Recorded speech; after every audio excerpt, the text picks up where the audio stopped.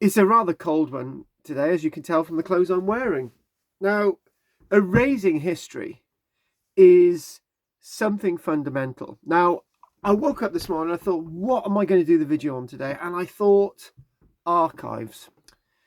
Do you know, when I researched my first book many, many years ago, I went into the Glamorgan archive, I went into the archives in Aberystwyth, Cardiff, all over the place, right? And one of the things that I had access to was original maps, original notebooks of archaeologists and antiquarians. I had access to books that nobody else had. It was great. Yeah.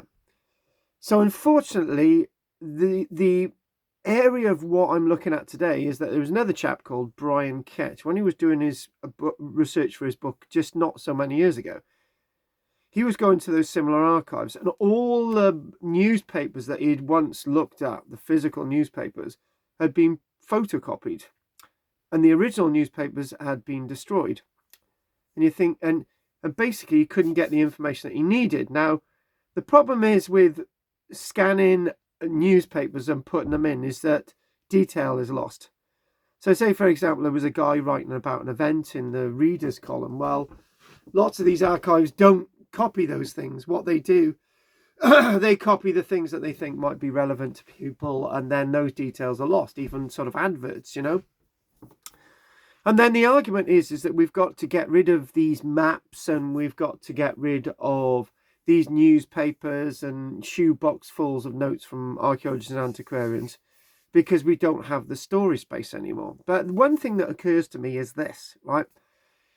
What else are you storing in regards to your archives? Because if most things are being placed digitally on the internet, what else is going in these archives? Nothing. So basically, old newspapers are always going to be old newspapers. You're not going to get any old newspapers from that date because those newspapers, that's all there is. You know, they're not infinite.